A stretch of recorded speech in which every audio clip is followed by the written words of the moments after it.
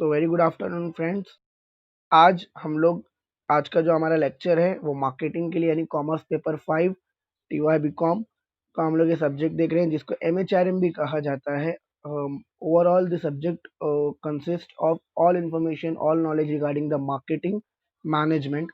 तो आज हम लोग ओवरऑल देखने वाले हैं कि why the marketing is so important. Marketing का इम्पोर्टेंस क्या है देखने वाले हैं। लास्ट लेक्चर में हम लोगों ने मार्केटिंग का इंट्रोडक्शन एंड फीचर्स देखा था। आज हम लोग इम्पोर्टेंस देखने वाले हैं मार्केटिंग का। ये क्वेश्चन आपको कई तरीके से पूछ सकता है। एग्जाम में आपको पूछ सकता है what are the significance of marketing, answer same होगा। Importance of marketing, advantage of marketing, similarly आप कह लीजिए बेनिफिट्स ऑफ मार्केटिंग। तो इस तरीके से आपको इसके अलावा अप्लाइड क्वेश्चन भी पूछ सकता है why the marketing is so important for the country और फॉर द कंपनी, एक्सप्लेन। इस तरीके से आपको अप्लाइड क्वेश्चन भी पूछ सकता है। तो आपको उसका आंसर यही लिखना है, दैट इज द इम्पोर्टेंस और एडवांटेज ऑफ मार्केटिंग। अब एडवांटेज इंपॉर्टेंस के लिए और कौन कौन से वर्ड यूज होते हैं you know very well. Like pros word use हो सकता है, इंपॉर्टेंस है, बेनिफिट है, मेरिट्स है। तो किसी भी तरीके से आपको क्वेश्चन पूछा जाएगा, you have to write the same answer. इसके अलावा ड्यूरिंग द लेक्चर अगर आपको कोई भी डाउट हो जाएगा तो आप वो डाउट डायरेक्टली ईमेल कर सकते हो, ईमेल आईडी दिया हुआ है, या फिर आप कांटेक्ट कर सकते हो, व्हाट्सएप नंबर है ये, आप मैसेज कर सकते हो। जो भी आपका डाउट है वो क्लियर करने की मैं कोशिश करूंगा। तो आइए देखते हैं एक इम्पॉर्टेंट टॉपिक, क्योंकि एग्जाम पॉइंट ऑफ व्यू से काफ़ी इंपॉर्टेंट क्वेश्चन है। बहुत ही सिंपल क्वेश्चन है। अगर आपने फीचर्स अच्छे से किए हैं तो यूँ समझ लीजिए आपका इंपॉर्टेंस ऐसे ही हो जाता है। और अगर आप इंपॉर्टेंस अच्छे से कर लो तो आप उसी के बेस पर फीचर्स लिख सकते हो। तो आप यूँ कह लीजिए कि बहुत सारे पॉइंट्स है जो कॉमन है फीचर्स ऑफ मार्केटिंग में भी और इम्पोर्टेंस ऑफ मार्केटिंग में भी। तो आइए शुरू करते हैं इम्पोर्टेंस ऑफ मार्केटिंग। इसके पहले कि मैं मार्केटिंग के इम्पोर्टेंस बताऊं, थोड़ा सा मार्केटिंग का एक रिवीजन लेंगे हम लोग। ओवरऑल मार्केटिंग क्या है, थोड़ा सा मीनिंग या डेफिनेशन हम लोग जो है वो देखते हुए चलेंगे। सबसे पहले मैं बात करूंगा मीनिंग। मीनिंग से शुरुआत करेंगे हम लोग। गाइज मार्केटिंग जो है वो बिजनेस के लिए, किसी भी बिजनेस के लिए आप कह लीजिए, फिर चाहे वो प्रॉफिट ओरिएंटेड हो या फिर कह लीजिए नॉन प्रॉफिट ओरिएंटेड ऑर्गेनाइजेशन हो या कह लीजिए पॉलिटिकल पार्टी हो, मार्केटिंग जो है वो आज के पीरियड में हर एक ऑर्गेनाइजेशन के लिए ज़रूरी है। स्पेशली अगर आप बिजनेस की बात कर रहे हो तो बिजनेस के लिए जो है मार्केटिंग बहुत ज़्यादा इम्पॉर्टेंट है। मार्केटिंग आप कह लीजिए बेनिफिशियल होता है कस्टमर के लिए और ओवरऑल सोसाइटी के लिए, क्योंकि जब कोई business organisation marketing activity perform करता है तो in that case they always be a customer centric, वो हमेशा कस्टमर सेंट्रिक हो जाते हैं। तो ऐसे में कस्टमर का जो है बहुत ज़्यादा बेनिफिट हो जाता है, because customer is an important part of business as well as for the purpose of marketing, आप कह लीजिए। तो मार्केटिंग के लिए कस्टमर जो है वो बहुत ज़्यादा ज़रूरी पार्ट है। इसके अलावा क्या कहा गया, marketing is vital functional area of business organisation. Guys एक बात आप समझ लीजिए, आप रिसर्च करते हो, आप प्रोडक्शन करते हो, आप पैकेजिंग करते हो, ये सारी एक्टिविटी मीनिंगलेस है अगर आप प्रॉपर मार्केटिंग नहीं करोगे तो। देखिए मार्केटिंग का मतलब क्या होता है, मैं आसान भाषा में बता रहा हूँ आपको। Marketing is a process of identifying the needs and wants of customer and satisfying the needs and wants of the customer. Customer की नीड्स एंड वांट्स को समझो और उसको सेटिस्फाई करो। फिर सेटिस्फाई करने के लिए आप जो कुछ भी कर सको, प्रोडक्शन, सप्लाई, पैकेजिंग, जितनी भी चीजें हैं सारी की सारी चीजें एक, आप कह लीजिए एक रूफ के अंडर में आती है, दैट इज द मार्केटिंग। तो मार्केटिंग एक बहुत ही ब्रॉड कॉन्सेप्ट है। ये समझ लीजिए कि कस्टमर सेटिस्फेक्शन के लिए आप जो कुछ भी कर रहे हो, every activity is a part of marketing. तो मार्केटिंग जो है एक वाइटल फंक्शन है, बहुत इंपॉर्टेंट फंक्शन है ओवरऑल बिजनेस का। इसके अलावा कहा जाता है कि marketing is an art and science of getting and growing the customer by offering the product service that enhance their satisfaction. क्या कहा गया कि कस्टमर को जो चाहिए, देखिए मार्केटिंग की शुरुआत ही होती है identification of needs and wants से। मार्केटिंग का मतलब ही होता है कस्टमर के नीड्स एंड वांट्स को समझना। तो जब आप कस्टमर के नीड्स एंड वांट्स को समझते हो और उसको सेटिस्फाई करते हुए जब आप कस्टमर को बढ़ाते हो, that is called as marketing, आप कह लीजिए। तो marketing is an art and science of growing the customer by offering the product that enhance their satisfaction. Customer को वो प्रोडक्ट अवेलेबल करके देना जिससे उनका सेटिस्फैक्शन बढ़े। इसी कला को आप कह लीजिए या इसी सिस्टमेटिक स्टडी को या साइंस को आप मार्केटिंग कह सकते हो। बात करते हैं डेफिनेशन की। लास्ट टाइम भी हम लोगों ने यही डेफिनेशन देखा था। 2008 में अमेरिकन मार्केटिंग एसोसिएशन ने एक बहुत ही ब्यूटीफुल डेफिनेशन दिया, आप कह लीजिए मार्केटिंग का। थोड़ा सा बड़ा डेफिनेशन है, ध्यान से सुनोगे आप। क्या कहते हैं ये, कॉन्सेप्ट समझिए आप, ये कहते हैं marketing is an activity, set of institution और प्रोसेस। तो कोई भी एक्टिविटी, सेट ऑफ इंस्टीट्यूशन या कोई भी प्रोसेस जिसके द्वारा you can creating, communicating, delivering and exchanging offering value. यहाँ पर ऑफरिंग वैल्यू का मतलब आप गुड्स समझ लीजिए। तो हर वो चीज जिसके जरिए आप गुड्स क्रिएट कर रहे हो या गुड्स के बारे में इंफॉर्मेशन कम्युनिकेट कर रहे हो, गुड्स डिलीवर कर रहे हो, आप एक्सचेंज कर रहे हो वैल्यूज को, यानी कि प्रोडक्ट का बाइंग सेलिंग हो रहा है।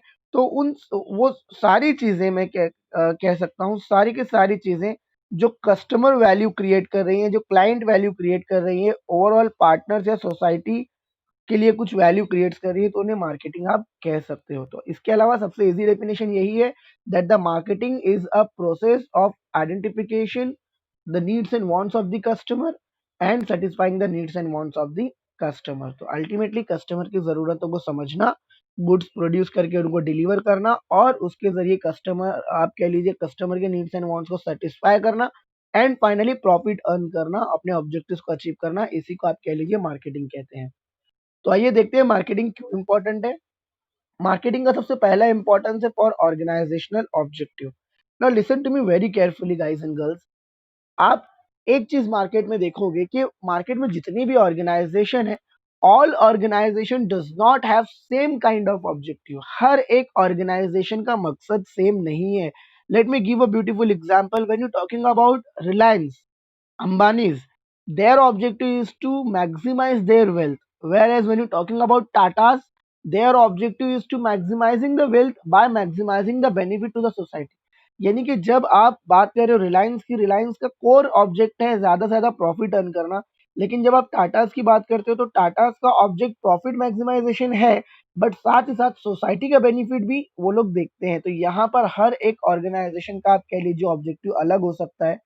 मान लीजिए कोई ऑर्गेनाइजेशन जो है उसका ऑब्जेक्टिव हो सकता है कि वो अपना मान लीजिए प्रॉफिट बढ़ाना चाहती है, प्रॉफिट जनरेट करना चाहती है। कोई ऑर्गेनाइजेशन हो सकती है जो अपना ब्रांड इमेज क्रिएट करना चाहती है। कोई ऑर्गेनाइजेशन हो सकती है जो मार्केट शेयर बढ़ाना चाहती है। कुछ ऑर्गेनाइजेशन कॉर्पोरेट इमेज क्रिएट करना चाहते हैं। ये सारे अलग अलग ऑब्जेक्टिव है। ये ऑब्जेक्टिव कब अचीव होगा? जब आप systematic activities, systematic marketing activities utilise करोगे, जिससे आपका इफेक्टिव प्रोडक्ट डिजाइन बनेगा, आप इफेक्टिव प्राइसिंग कर पाओगे, प्रमोशन और डिस्ट्रीब्यूशन इफेक्टिव होगा, तो उसके जरिए आपके जो भी ऑब्जेक्टिव आपको अचीव कर सकते हो। तो गाइस, ये जो हम लोग product design, pricing, promotion, distribution यानी कि प्रोडक्ट प्राइस प्लेस प्रमोशन की बात कर रहे हैं, आपको भी पता है इसी को मार्केटिंग मिक्स कहा जाता है।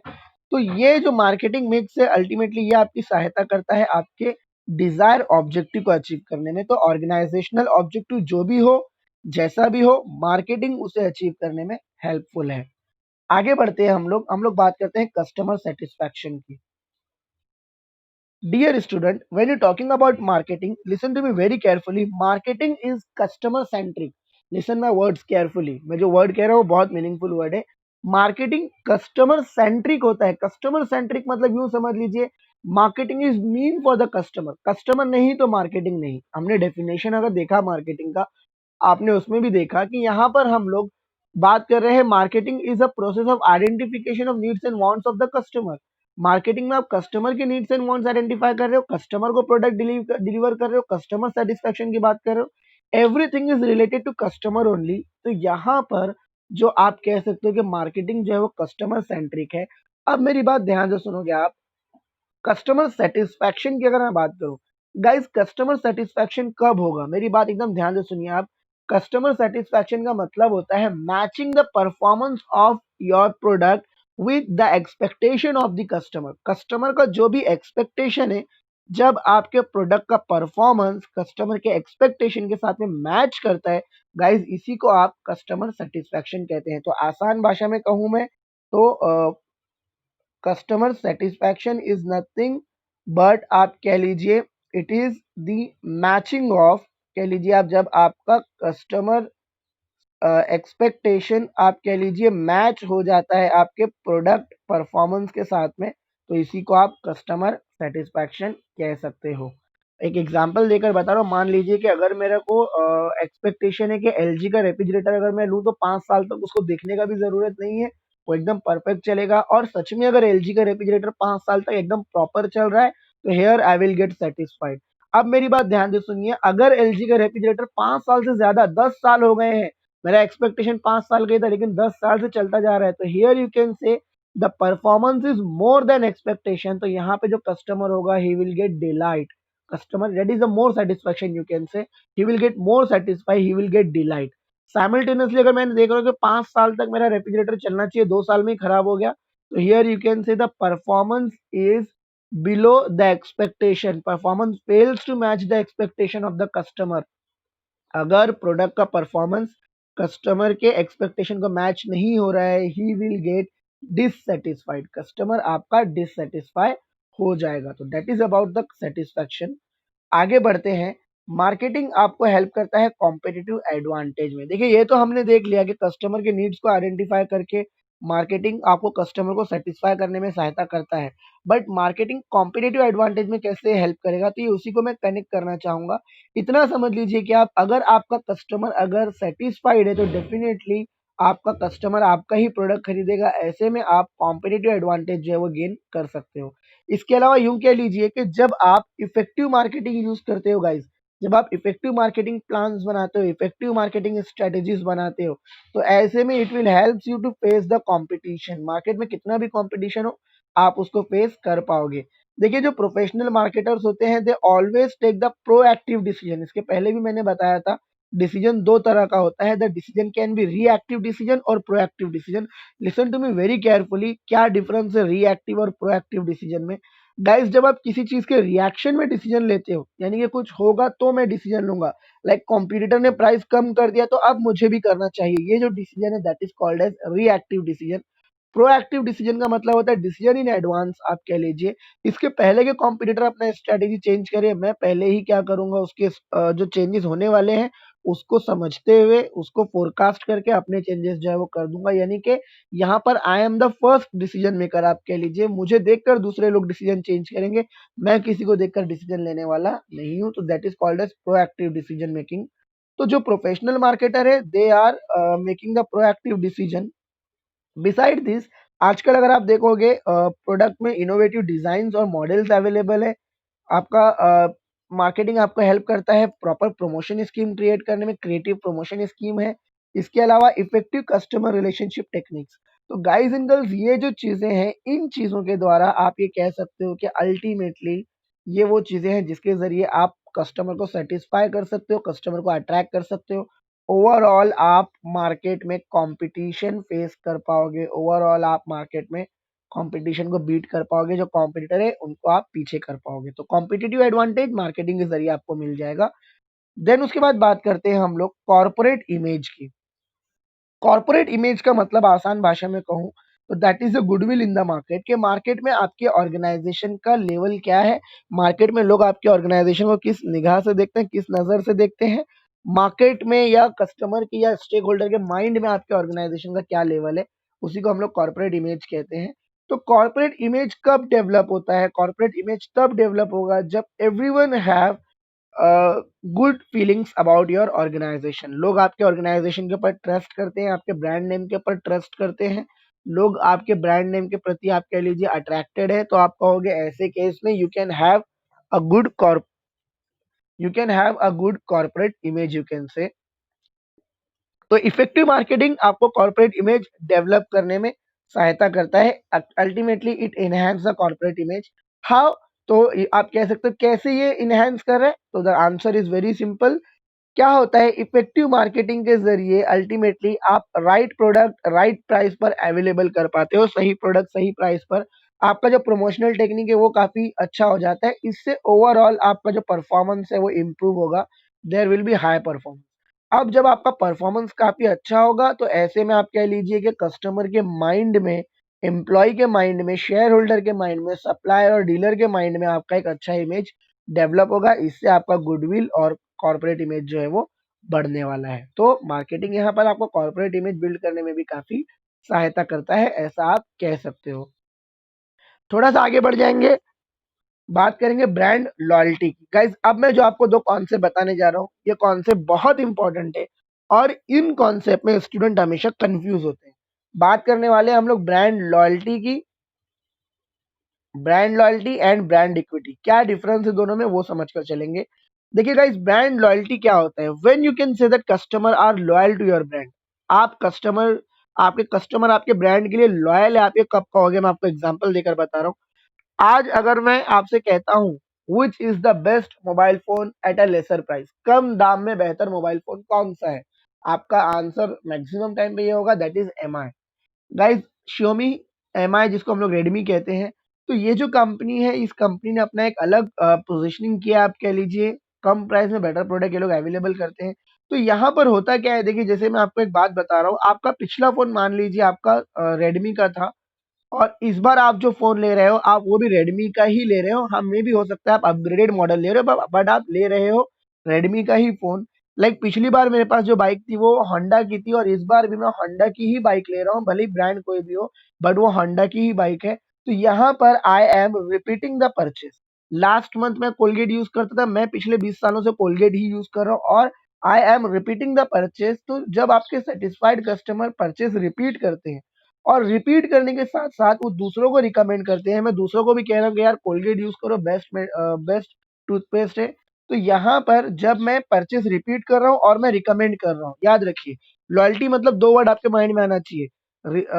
Repeat purchase and recommendation.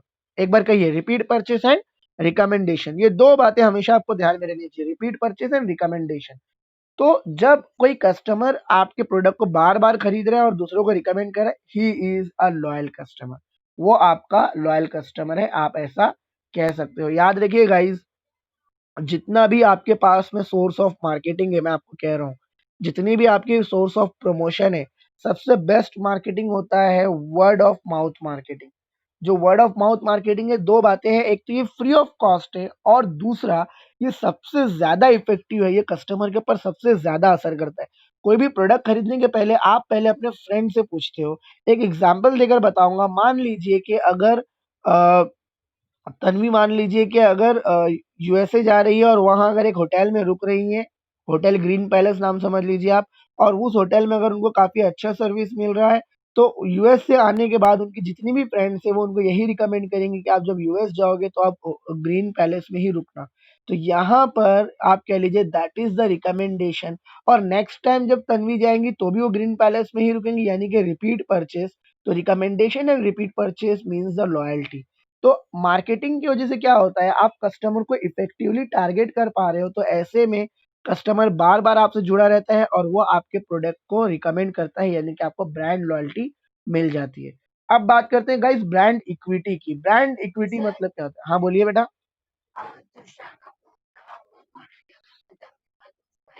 1 minute, 1 minute. या तो हम लोग बात कर रहे हैं ब्रांड इक्विटी की। तो ब्रांड इक्विटी मतलब क्या, हमेशा ध्यान में रखिए, ब्रांड इक्विटी को incremental value of your brand कहा जाता है। That is an incremental value. अब इंक्रीमेंटल वैल्यू मतलब क्या, वो तो समझा दीजिए सर। मेरी बात ध्यान से सुनिए, जब भी आपके कस्टमर आपके प्रोडक्ट के फिजिकल वैल्यू से ज्यादा पे करने को रेडी है, तो आप कह लीजिए that is the incremental value of your brand, and that is called as brand equity. अगर आसान भाषा में कहूँ, तो अगर आपके कस्टमर आपका प्रोडक्ट प्रीमियम प्राइस पर खरीदने के लिए रेडी है, यानी कि जो भी मार्केट प्राइस है उससे ज़्यादा प्राइस पर, मैं आपको एक एग्जांपल देकर बताता हूँ। मान लीजिए कि मैंने एक बाइक खरीद कर लेकर आया हूँ मैं, जिसका वैल्यू मान लीजिए 2 लाख रुपए है। लेकर आने के बाद में भिवंडी में वैसा कोई बाइक नहीं है, और हर व्यक्ति वो बाइक खरीदना चाहता है। मान लीजिए 5-7 लोग हैं जो वो बाइक खरीदना चाहते हैं। मैंने कहा 2 लाख की अगर मैं बात करूँ, 2 लाख रुपीज़ अगर मैं कह रहा हूँ, हर एक व्यक्ति 2 लाख रुपए देने के लिए रेडी है। तो ऐसे में मैं क्या कहता हूँ, 2.5 लाख, 3 लाख, 4 लाख। तो ऐसे में जो व्यक्ति मुझे 4 लाख रुपए दे रहा है 2 लाख की बाइक का, तो आप समझ लीजिए उसका फिजिकल वैल्यू 2 लाख है, लेकिन ही is ready to pay more than, means he is ready to pay premium. वो प्रीमियम अमाउंट जो है पे करने के लिए रेडी है। तो यहाँ पर आप कह सकते हो उस पर्टिकुलर प्रोडक्ट का ब्रांड इक्विटी है मार्केट में। मैं आपको एक छोटा सा एग्जांपल देकर बताऊंगा। जब रेडमी के मोबाइल फ़ोन इंडिया में लॉन्च हुए थे, आप में से कुछ लोगों को पता होगा, ऑन थर्सडे 12 o'clock उनका ऑनलाइन सेल स्टार्ट होता था, और विथिन अ मिनट आप कह लीजिए सारे के सारे जो प्रोडक्ट है वो बिक जाते थे। ऐसे में जो मोबाइल स्टोर वाले वो क्या करते थे, जब मान लीजिए कोई मोबाइल अगर 10,000 का वो खरीद रहे हैं, तो वो 11,000 में बेचते थे, and everyone was ready to buy. लोग फिर भी वो खरीदने के लिए तैयार थे। 10,000 का मोबाइल 11,000 में भी लेने को तैयार थे। The reason is what, Xiaomi was enjoying the brand equity in the market, that is called as brand equity। तो लोग अगर आपके प्रोडक्ट का आप जो एक्चुअल प्राइस है उससे ज्यादा अगर देने के लिए रेडी है, या ये मानकर चलिए आपके मार्केट में आपने ब्रांड इक्विटी क्रिएट किया है। आगे बढ़ जाएंगे, बात करते हैं हम लोग बिजनेस एक्सपांशन की। No doubt when you talking about marketing, marketing always helps you to expand your business. आपका बिजनेस एक्सपांशन के लिए मार्केटिंग जो है वो सबसे बड़ा मीन है, आप कह लीजिए। गाइस, बिजनेस एक्सपांड करना मतलब क्या, मेरी बात ध्यान से सुनिए। आप आपका बिजनेस कैसे एक्सपांड होता है? Number one, you can start new product. Number two, you can enter in new market. Number three, you can expand number of customer। तो भले ही आपको नया प्रोडक्ट लेकर आना है, नया बिजनेस नए मार्केट में स्टार्ट करना है, या फिर आपको नंबर ऑफ कस्टमर बढ़ाने हैं, ये तीनों चीजें सिर्फ मार्केटिंग के द्वारा ही पॉसिबल है, सिर्फ मार्केटिंग के थ्रू ही पॉसिबल है। तो इसीलिए आप कह सकते हो कि marketing enable the firm to expand its business at national and even at international level. Export marketing तो हम लोग देख ही रहे हैं, आपको पता है एक्सपोर्ट मार्केटिंग भी हम लोगों का सब्जेक्ट है। तो मार्केटिंग आपकी लोकल मार्केटिंग हो, यानी नेशनल मार्केटिंग, या इंटरनेशनल मार्केटिंग हो, इसके जरिए आप नेशनल और इंटरनेशनल लेवल पर अपने बिजनेस को ओवरऑल एक्सपांड कर सकते हो। आप नए ब्रांड्स जो है वो मार्केट में अवेलेबल कर सकते हो। थोड़ा सा आगे बढ़ेंगे, बात करेंगे ब्रांड इमेज की। जैसे हम लोगों ने कॉर्पोरेट इमेज देखा, वैसे ही कॉन्सेप्ट होता है ब्रांड इमेज का। मैं आपको डिफरेंस बताना चाहूंगा between the corporate image and brand image. Guys, corporate image जो होता है वो पूरे कंपनी का होता है, whereas when you talking about brand image, brand image is for a particular product. एक पर्टिकुलर प्रोडक्ट के लिए ब्रांड इमेज जो है वो क्रिएट होता है। मैं आपको एक एग्जांपल देकर बताऊंगा। मान लीजिए कि अगर आप ब्रांड इमेज बात, अगर आप टाटास के रेपुटेशन की बात कर रहे हो, अगर आप टीसीएस के रेपुटेशन की बात कर रहे हो, तो that is the brand, that is a corporate image आप कह सकते हो।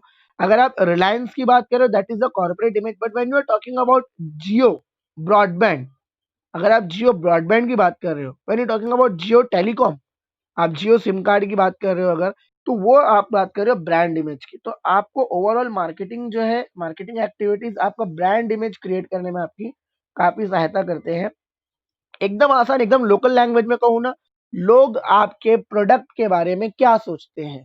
वॉट इज द परसेप्शन और awareness of the brand in the mind of customer? Customer के माइंड में आपके प्रोडक्ट को लेकर क्या सोच है, क्या लोग आपके ब्रांड के बारे में जानते हैं, और क्या लोगों के माइंड में आपके प्रोडक्ट को लेकर पॉजिटिविटी है? मैं आपको एक सिंपल एग्जांपल देकर बताऊंगा।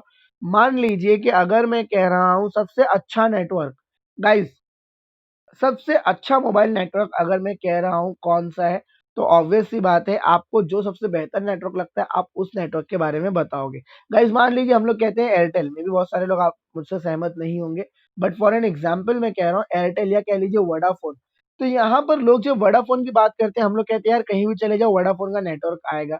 जियो की अगर हम लोग बात करेंगे, हम लोग कहते हैं सस्ता सिम कार्ड अगर हम लोग कहते हैं तो वो है जियो, कह लीजिए आप, बेटर फैसिलिटीज बेटर स्कीम्स दे रहा है। तो यहाँ पर ये जो हम लोग स्टेटमेंट कह रहे हैं about a product, that is the brand image of the product, आप कह सकते हो। तो मार्केटिंग के थ्रू आप अपने प्रोडक्ट का एक बेहतर इमेज जो है, एक बेहतर एग्जाम्पल जो है अपने प्रोडक्ट का आप क्रिएट कर सकते हो। तो that is the brand image. आगे बढ़ते हैं, बात करते हैं helps to introduce the new product. अब मेरी बात आप एकदम ध्यान से सुनिए, कैसे गेम चलता है। देखिए, जब मार्केट में कोई एक प्रोडक्ट जब हिट हो जाता है ना किसी कंपनी का, तो अल्टीमेटली वो हेल्प करता है दूसरे प्रोडक्ट को लॉन्च करने में, और दूसरे प्रोडक्ट का रेपुटेशन उसके साथ में जुड़ा हुआ होता है। मैं आपको इसका बहुत खूबसूरत एग्जांपल दूंगा। गोलमाल मूवी मार्केट में आया, लोगों ने उसको देखा, काफी अच्छा लगा लोगों को। उसके बाद में गोलमाल 2 जब आया, तो अल्टीमेटली लोगों का जो एक्सपेक्टेशन था वो यही था कि गोलमाल 2 विल बी मोर और at least equal to Golmaal 1, Golmaal 1 की तरह या उससे ज़्यादा बेहतर हो सकती है। देन गोलमाल 3 आया, सेम एक्सपेक्टेशन था। तो क्या होता है, एक बार अगर आप मार्केटिंग के ज़रिए प्रॉपर इमेज मार्केट में क्रिएट कर लेते हो, तो जब आप नए प्रोडक्ट इंट्रोड्यूस करने वाले हो मार्केट में, तो आपको काफ़ी सहायता होती है। क्योंकि अल्टीमेटली आप जो कस्टमर का कॉन्फिडेंस है, जो लॉयल कस्टमर्स हैं, उनकी जो लॉयल्टी है, आप उसको एंजॉय कर पाओगे। सिमिलरली जो आपके, आप कह लीजिए जो कस्टमर आपकी तरफ टर्न नहीं हो रहे हैं, तो वो भी उनके फीडबैक आपको मिलेंगे, तो उसके बेस पर आप कह लीजिए इम्प्रोवाइजेशन कर सकते हो। तो आसान भाषा में कहूँ तो जब भी आप नए प्रोडक्ट के इंट्रोडक्शन की बात कर रहे हो, यहाँ पर आपको मार्केटिंग जो है वो काफ़ी हेल्प करने वाला है, क्योंकि मार्केटिंग आपके कस्टमर का एग्जैक्ट रिएक्शन क्या है about your product, existing product कह लीजिए, आप कितना मार्केट शेयर कैप्चर करते हो, कस्टमर की नीड्स क्या है और आप उसको कैसे सेटिस्फाई कर सकते हो, ये सारे क्वेश्चन के आंसर आपको मार्केटिंग के थ्रू मिलते हैं। तो मार्केटिंग आपको नया प्रोडक्ट मार्केट में इंट्रोड्यूस करने में काफी हेल्प करता है। अब बात करते हैं मोटिवेशन टू एम्प्लॉय। तो गाइज आप कहोगे सर ओवरऑल मार्केटिंग तो कस्टमर सेंट्रिक है, मार्केटिंग में तो हम लोग कस्टमर की बात कर रहे थे, तो यहाँ पर एम्प्लॉय कहाँ से आ गए, एम्प्लॉय कैसे मोटिवेट होते हैं मार्केटिंग के जरिए। तो गाइज इसको मैं एक एग्जांपल देकर बताऊंगा, ध्यान से सुनोगे आप। बहुत सिंपल सी बात है, जब आप मार्केटिंग की बात करते हो, marketing helps to motivate specially marketing department के एम्प्लॉय को तो मोटिवेट करने में ये काफी सहायता करता ही है, अदर डिपार्टमेंट को भी, जो एम्प्लॉय है उनको भी ये काफी हद तक मोटिवेट कर सकता है। कैसे, वो समझ लीजिए।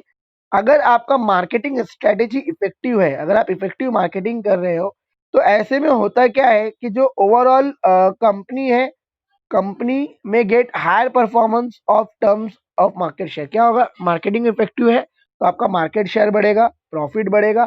गाइज अगर आपका प्रॉफिट बढ़ रहा है तो अल्टीमेटली देखिए जो एम्प्लॉय है वो मोटिवेट होता जाता है, क्योंकि उसको अल्टीमेटली सैलरी ज्यादा मिलेगा। एम्प्लॉय जो मार्केटिंग डिपार्टमेंट का जो सेल्समैन वगैरह है उनको भी अच्छी खासी सैलरी मिलेगी।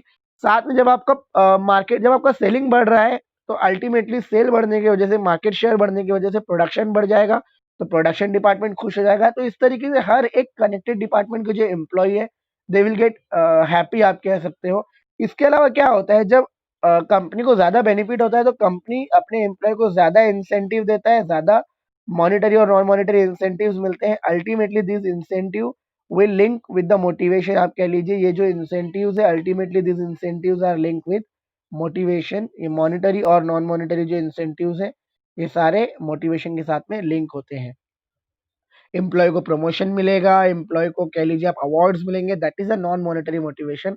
एम्प्लॉय को बोनस मिलेगा, प्रॉफिट में शेयर मिलेगा, that is the monetary incentives.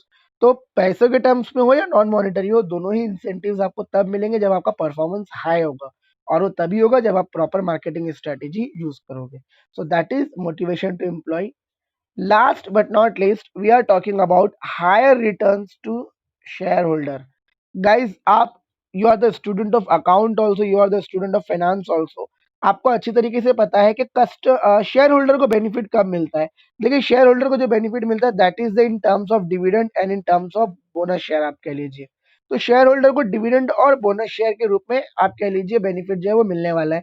अब जब कंपनी ज्यादा सेल कर पाती है बिकॉज ऑफ मार्केटिंग, तो ऐसे में कंपनी को प्रॉफिट भी ज्यादा होगा, और ऑब्वियस सी बात है जब कंपनी को प्रॉफिट ज्यादा होगा तभी आप डिविडेंड जो है वो शेयर होल्डर को दे पाओगे, बोनस जो है वो शेयर होल्डर को दे पाओगे। इसके अलावा जो टर्म हम लोगों ने देखा था कॉर्पोरेट इमेज, थोड़ी देर पहले हम लोगों ने एक टर्म देखा that is corporate image. Guys जब आपका कॉर्पोरेट इमेज डेवलप होता है तो अल्टीमेटली आपका जो शेयर का वैल्यू है, that is value of your share, जो मार्केट वैल्यू है वो बढ़ जाएगा, तो अल्टीमेटली आपका जो इन्वेस्टमेंट है वो डबल ट्रिपल हो सकता है। तो यहाँ पर आप कह लीजिए इन दोनों तरीकों से कह लीजिए आप क्या आपके लिए बेनिफिशियल हो सकता है। ये दोनों तरीके ओवरऑल शेयर होल्डर का वैल्यू इंप्रूव करने में सहायता कर सकते हैं। तो guys and girls these were the importance of marketing जो हम लोगों ने देखा। एक बार शॉर्ट में मैं सारी रिवाइज करवा दूंगा, आप ध्यान से देख लोगे। सबसे पहले ऑर्गेनाइजेशन ऑब्जेक्टिव, तो यस मार्केटिंग के जरिए आप ओवरऑल ऑर्गेनाइजेशन के जितने भी ऑब्जेक्टिव हैं, फिर चाहे आप कह लीजिए जनरेशन ऑफ प्रॉफिट हो, ब्रांड इमेज हो, या मार्केट शेयर या कॉर्पोरेट इमेज क्रिएट करना हो, वो आप कर सकते हो। क्योंकि मार्केटिंग कस्टमर सेंट्रिक है, आप कस्टमर के नीड्स एंड जो कस्टमर के नीड्स है आप उसको समझ पाते हो, उसको आप सेटिस्फाई कर सकते हो, कस्टमर के एक्सपेक्टेशन के साथ अपना जो प्रोडक्ट का परफॉर्मेंस है उसको आप मैच करोगे, तो अल्टीमेटली आपका जो परफॉर्मेंस है वो इम्प्रूव होगा। कॉम्पिटिटिव एडवांटेज, यस कस्टमर अगर हैप्पी है, अगर आप इनोवेटिव डिजाइन बना रहे हो, क्रिएटिव प्रमोशन टेक्निक है आपकी आपकी सीआरएम टेक्निक आपकी अच्छी है, आप कस्टमर से रिलेशनशिप बिल्ड कर पा रहे हो, आप कॉम्पिटिटिव एडवांटेज गेन कर पाओगे। देन आफ्टर कॉर्पोरेट इमेज की बात करें, अगर आप कॉम्पिटिटिव एडवांटेज गेन कर रहे हो तो डेफिनेटली आपका जो सही प्रोडक्ट और सही प्राइस अगर आप मार्केट में अवेलेबल कर रहे हो तो डेफिनेटली एक अच्छा इमेज क्रिएट होगा कस्टमर के माइंड में और अदर स्टेक होल्डर के माइंड में, लाइक एम्प्लॉई है, शेयर होल्डर है, सप्लायर है, डीलर है, इन सबके माइंड में एक अच्छा हेल्दी इमेज डेवलप होगा।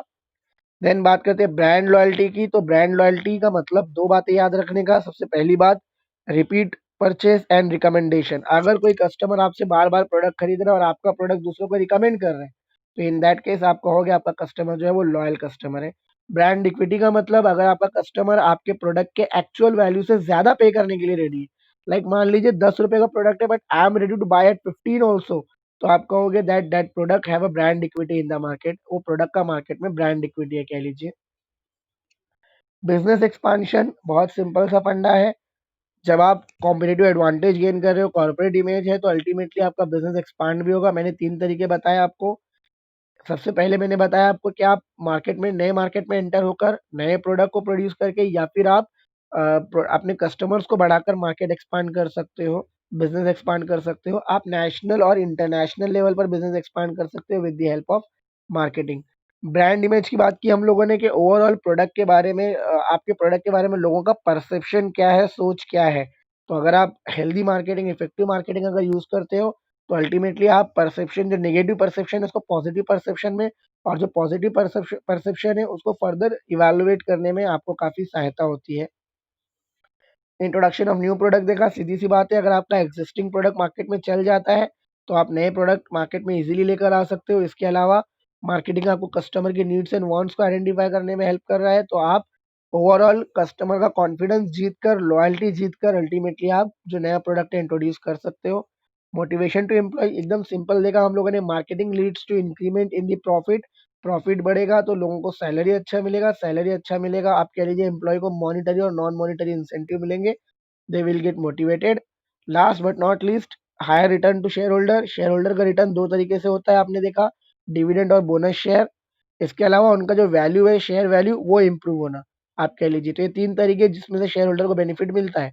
सीधी सी बात है, अगर आपका प्रॉफिट बढ़ रहा है, आपका मार्केट में अगर अच्छा कॉर्पोरेट इमेज है, तो डेफिनेटली ये तीनों बेनिफिट जो है वो शेयर होल्डर को मिल जाएंगे। तीनों बेनिफिट यानी कि डिविडेंड, बोनस शेयर और आप कह लीजिए incremental value in the shares. Shares का वैल्यू बढ़ जाना, जो 20 का शेयर था 500 का हो गया, 5000 का हो गया। That is the incremental value, आप कह लीजिए। एग्जांपल देकर बताऊंगा मैं आपको, वॉरेन बफेट ने फर्स्ट टाइम जब शेयर्स खरीदा था हैथवे का, तो that was for the costing rupees $2। आज उसका वैल्यू आप कह लीजिए, रुपये में बता रहा हूँ आपको मैं, 90,000 का शेयर है वो, तो that is the incremental value, आप कह लीजिए 90,000। यानी कि $2 मीन्स कह लीजिए 140 रुपीज टू 90,000, इसका जो वैल्यू बढ़ा है that is the incremental value of share. तो ये सारी चीजें तब होती है जब आपका कंपनी हेल्दी प्रॉफिट अर्न करे। तो गाइज ये 11 पॉइंट हम लोगों ने देखे इंपॉर्टेंस के। एग्जाम में आपको 7 to 8 पॉइंट लिखने हैं। टाइम है तो ज्यादा लिखो, अदरवाइज सिर्फ 7 to 8 पॉइंट आपके इनफ होंगे। तो that was all about the importance of marketing. यहाँ हम लोग आज का लेक्चर खत्म करेंगे। कल जो है हम लोग नया टॉपिक स्टार्ट करेंगे। So bye, have a great day. कल मिलेंगे नए टॉपिक के साथ।